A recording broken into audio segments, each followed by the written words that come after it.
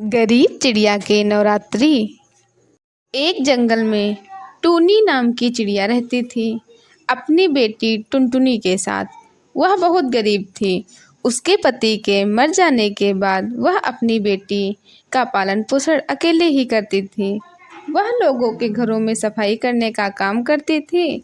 पास में ही माँ दुर्गा का मंदिर था, वो वहाँ भी झाड़ू लगाया करती थी। नवरात्रि शुरू होने वाली थी। माँ, इस बार मैं भी नवरात्र में पूजा करूंगी और व्रत भी रखूंगी। नवरात्र के व्रत बहुत कठिन होते हैं बेटा, क्या तू कर पाएगी? हाँ माँ, मैंने सोच लिया है, मैं भी इस बार आपके साथ व्रत रखूंगी। दोनों माँ बेटी ने व्रत रख लिया और वह दोनों मंदिर जा रही थी पूजा करने के लिए। लेकिन उनके पास सिर्फ फूल ही थे और कुछ नहीं था। जैसे ही टूनी ने मंदिर में प्रवेश करना चाहा, वैसे ही वहाँ के पंडित ने रोक दिया। कहाँ घुसी जा रही है? तुझे पता नहीं है गरीबों और तेरी जात वालों को मंदिर में घुसना मना है। पुजारी जी, माता रानी के लिए तो सारे बच्चे एक समान हैं, फिर हमारे ही लिए क्यों पाबंदी है? तू हमारी बराबरी करेगी? तू होती कौन है सदियों पुरानी रीत को बदलने वाली? लगता है तू अपनी जात भूल गई है।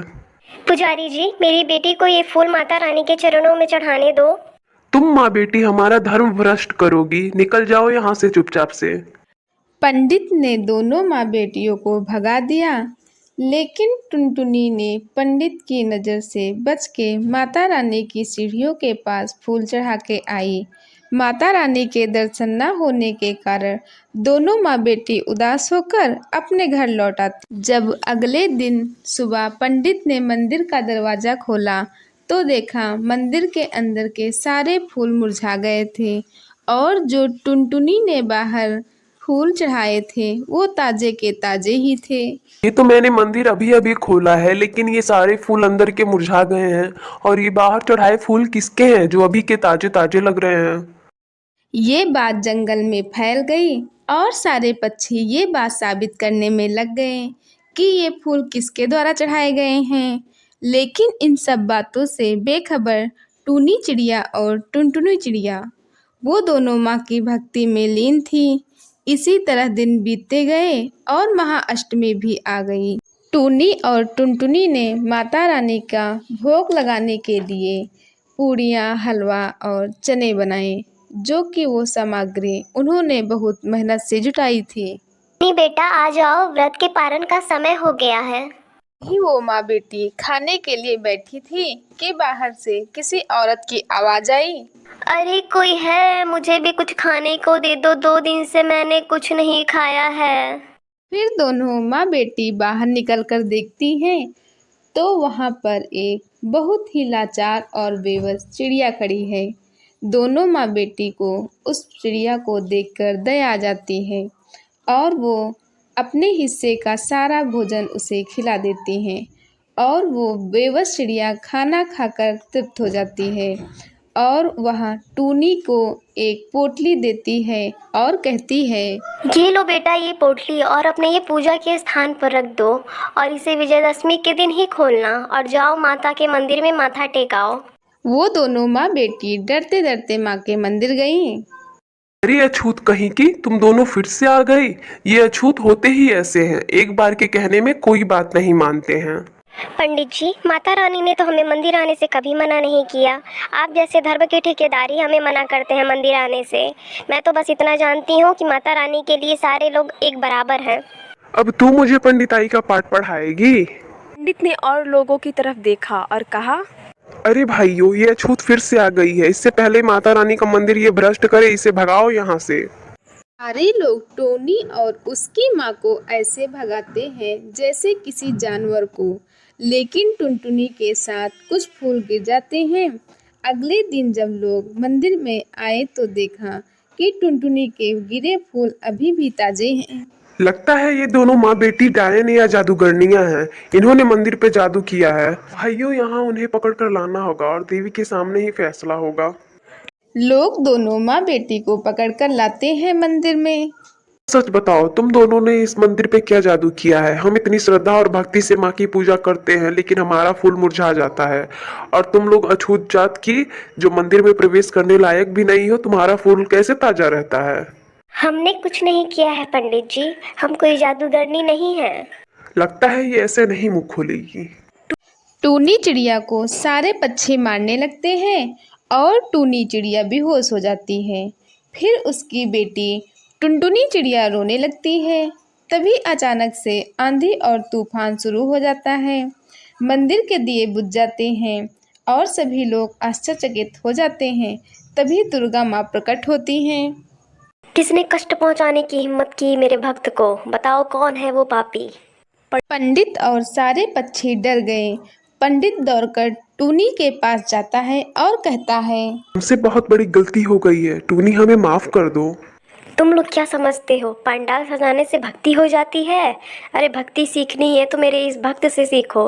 भक्ति मन से होती है और इसके द्वारा खिलाई गई पूड़ियों से मैं तृप्त हो गई। फिर टूनी और टुनटुनी माता रानी के सामने हाथ जोड़कर खड़ी हो गईं। हे ममता मई दयालु माँ, हम सब आपके बच्चे हैं और मैं इन सब की गलतियों की तरफ से आपसे क्षमा चाहती हूँ। टूनी के माफी मांगने पर माता रानी का गुस्सा शांत हो जाता है और आंधी तूफान रुक जाता है और जो बुझे हुए दिए थे वो भी जल जाते हैं। देखा, सच्ची भक्ति इसे कहते हैं और तुम लोगों ने भक्ति को जात बिरादरी में बांट दिया है। अरे मूर्खों, भक्ति को जात बिरादरी में नहीं बांटना चाहिए। मेरी नज़र में तुम्हारा जो स्थान है वही स्थान टूनी का भी है। आज टूनी की भक्ति से मैं प्रसन्न होकर मैं सबको आशीर्वाद देती हूँ। उस दिन के बाद से मंदिर में किसी भी जाति को आने से नहीं रोका जाता था और जो माता रानी ने टूनी और टुनटुनी को पोटली दी थी उसमें से बहुत से हीरे जवाहरात मोती निकलते हैं और खुशी खुशी अपने जीवन बिताने लगती हैं। चिड़िया के नवरात्रि।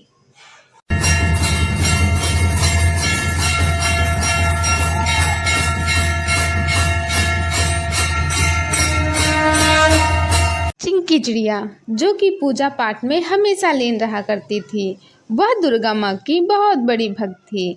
ऐसे ही नवरात्रि आने वाली थी और चिंकी जोर शोर से नवरात्रि की तैयारी करने में लग जाती है। ऐसे ही सुबह सुबह चिंकी दुर्गा माँ की पूजा करती है और उनसे प्रार्थना करते हुए कहती है, हे माँ दुर्गा, मेरी बस एक ही ख्वाहिश है, मैं आपके दर्शन करना चाहती हूँ। मैं चाहती हूँ कि जो लोग मेरा मजाक बनाते हैं वो लोग भी ये जाने कि तुम सच में हो। इतना बोलकर चिंकी आसपास के लोगों को प्रसाद देने चली जाती है। तभी एक गोलू तोता चिंकी से कहता है, अरे चिंकी, इतनी सुबह सुबह प्रसाद, आज कुछ खास है क्या? अरे भोलू भैया, आज नवरात्रि है, इसीलिए मैं आपको नवरात्रि का प्रसाद देने आई हूँ। मेरा 9 दिन का व्रत है। अरे पागल, तुझे कितनी बार बोला है ये व्रत वगैरह मत रखा कर। ये माता वाता ये सब कुछ नहीं होता। खा पी मस्त रहे, 9 दिन तक भूखी रहेगी, इसके बाद भी तुझे कुछ मिलेगा? कुछ नहीं। मैं माँ दुर्गा की बहुत बड़ी भक्त हूँ और मुझे अपनी दुर्गा माँ की भक्ति पर पूरा यकीन है। वो आज नहीं तो कल मुझे अपने दर्शन जरूर देंगी और देखना, आप सब देखते रह जाएंगे। अरे यार, तू तो बहुत बड़ी भक्त है माता रानी की। जा जा, तुझे जो अच्छा लगे वो कर, लेकिन हमारे पल्ले तो कभी नहीं पड़ने वाली तेरी ये भक्ति वक्ति। पता नहीं इसके पीछे कोई भक्ति है या फिर कोई पाखंड। भैया, अगर आप पूजा पाठ में यकीन नहीं करते तो मत करो, लेकिन किसी और की भक्ति और उसकी श्रद्धा का पाखंड का नाम तो मत दो। इतना बोलकर चिंकी वहां से चली जाती है और चिंकी जंगल में माता रानी का जागरण करवाती है। 9 दिन का जगराता जिसमें जंगल के सारे पक्षी वहाँ आते हैं। चिंकी पूरी श्रद्धा से माता रानी के गाना गाया करती है। साथ ही जंगल के कुछ पक्षी भी उसके साथ माता रानी की भक्ति में झूमने लगते हैं।